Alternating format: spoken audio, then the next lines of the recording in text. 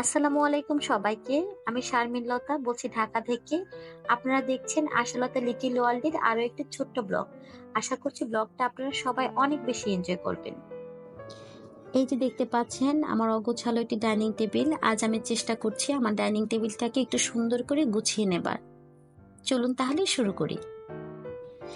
আমি জানি না এটা প্রত্যেকটা ফ্যামিলিতে হয় কিনা, কিন্তু আমার যেটা হয় দিনের বেশিরভাগ সময় অগোছালো অবস্থায় থাকে আমার ডাইনিং টেবিলটা। প্রয়োজনীয় যত যা কিছু আছে সংসারের সবকিছু আমার মনে হয় এখানটাতেই থাকে।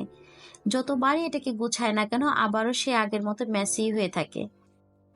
আমি টেবিল থেকে একে একে সব জিনিসগুলো সরিয়ে নেব, নিয়ে টেবিলটাকে খুব ভালো করে ক্লিন করে নেব। এখানে আমি মিস্টার ব্রাশও যে গ্লাস ক্লিনার আছে সেটা স্প্রে করে গ্লাসটাকে খুব ভালো করে ক্লিন করে নিচ্ছি। কারণ আমার টেবিলের গ্লাসটা অনেক দিনই ফাঁকা ছিল, আমি শুধু একটা রানার ইউজ করেছিলাম। গ্লাসের উপর অনেক পরিমাণে স্ক্র্যাচ পড়েছিল, তাই আমি খুব ভালো করে এটাকে ক্লিন করে নিলাম। এতটাই ক্লিন হয়েছে আপনারা দেখতে পাচ্ছেন অবশ্যই যে উপরের ফ্যানের যে পাখাটা ঘুরছে সেটা কিন্তু দেখা যাচ্ছে। এই যে খুব সুন্দর করে ক্লিন করে নেওয়া হয়ে গেছে। কথায় আছে না, যত্ন করলে রত্ন মিলে, সেরকমই সংসারের প্রত্যেকটা জিনিসই আপনি যত যত্নে রাখবেন, যত বেশি আগলে রাখবেন, দেখবেন প্রত্যেকটা জিনিসই অনেক বেশি ভালো থাকবে। তো জিনিসপত্রের মতো সম্পর্কগুলোও কিন্তু ঠিক একই রকম। যে সম্পর্কটি আপনি অনেক বেশি যত্ন করবেন সেই সম্পর্ক কিন্তু আপনার অনেক বেশি টেকসই হবে এবং অনেক বেশি প্রাণবন্ত উচ্ছ্বাস উচ্ছল হবে। এখানে আমি একটি 3D টেবিল ক্লথ বিছিয়ে নিয়েছি। এটি হচ্ছে 3D প্রিন্টের উপর কাপড়ের মধ্যে। এবার আমি ক্লথের ওপর একটা প্লাস্টিক পলি বিছিয়ে নিলাম। এখানে টেবিলের এক কর্নারে আমি একটা ট্রে রেখেছি। ট্রের মধ্যে আমার সাহালির সস, তারপর ট্যাং, গ্লুকোজ এগুলো রেখেছি, আর রেখেছি সানির জন্য ফ্লাক্স, দুধ। এই জিনিসগুলো আমার হাতের কাছে থাকে সব সময়, তাই টেবিলের এক কর্নারে সব সময় রাখতে হয়। এখানে আমি একটা ম্যাটের উপর টেবিলের যে গ্লাসের স্ট্যান্ডটা রেখেছি। এভাবে ম্যাটের উপরে রাখলে যেটা হয় যে আপনি যদি গ্লাসের স্ট্যান্ড ধরে টান দেন তাহলে কিন্তু আর কুঁচকে যাবে না, ম্যাটটা অনায়াসে চলে আসবে। আমার এখানে স্ট্যান্ডের গ্লাসগুলো কিন্তু এক একটা এক এক রকমের, কারণ আমরা কারো গ্লাস কারোর সাথে শেয়ার করি না।